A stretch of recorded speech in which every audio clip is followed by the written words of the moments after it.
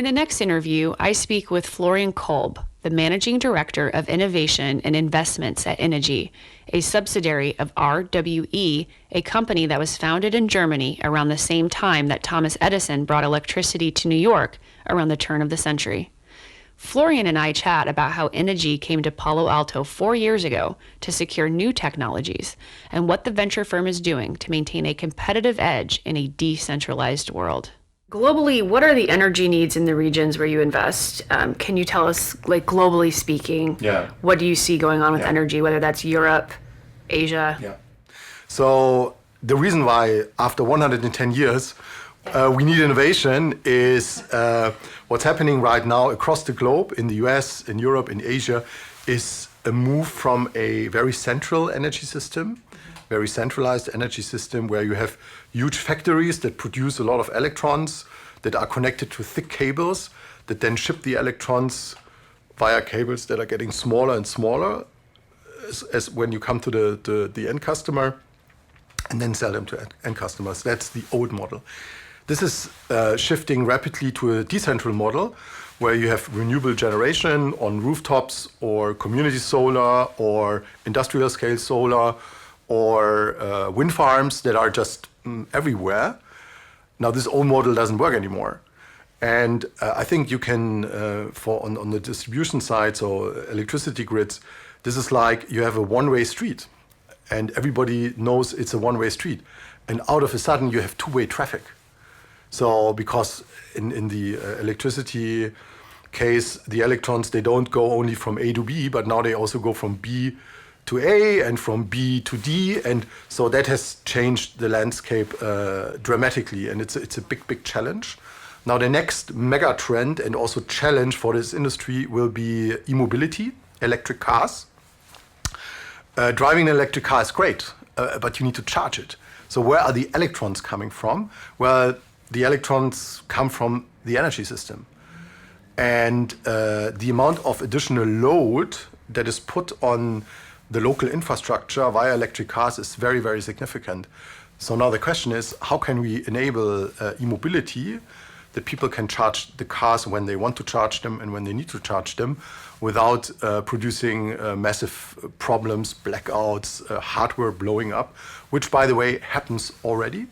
Also in the Bay Area, there are some nice videos on YouTube where you see like these the stuff that's on a pole blowing up because you had 5 guys showing up at 6 o'clock plugging in their Teslas at the same time.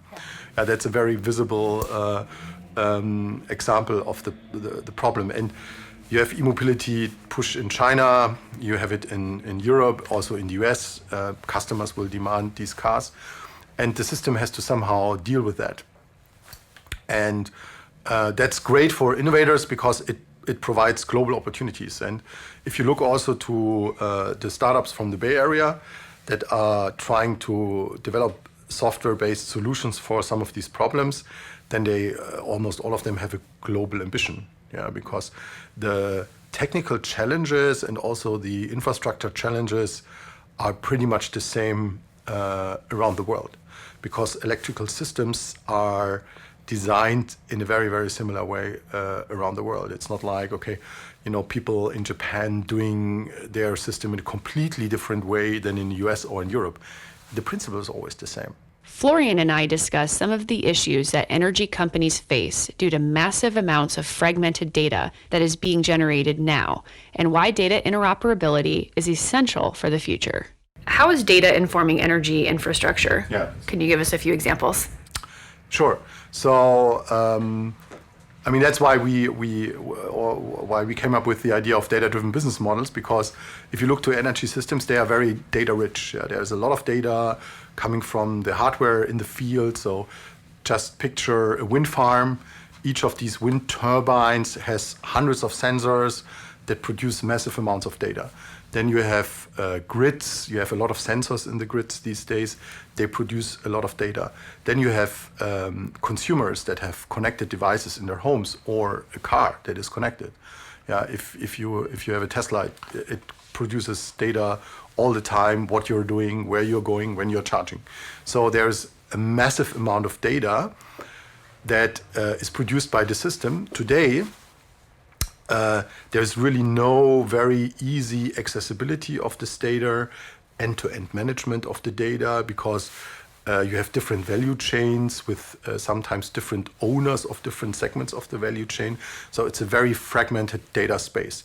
It's not like Facebook, where Facebook has all the data. Yeah, and they can do a lot of things with it because it's in one hand. Here it's completely fragmented.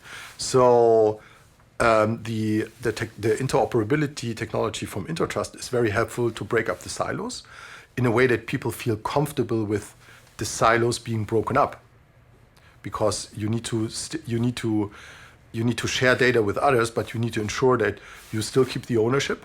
You don't want other people to walk away with your data. That needs technology to secure that, and you want to know who gets access to your data. So you need to have digital rights management in place.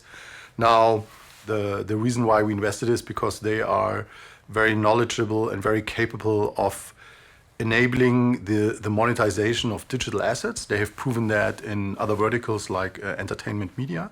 And that's where typical in the past you found monetization models around digital assets. And what we found out is that we can use the same technology that works for an app store, like an Apple App Store or Google App Store, to monetize digital assets, also for data assets that we own and operate. Yeah.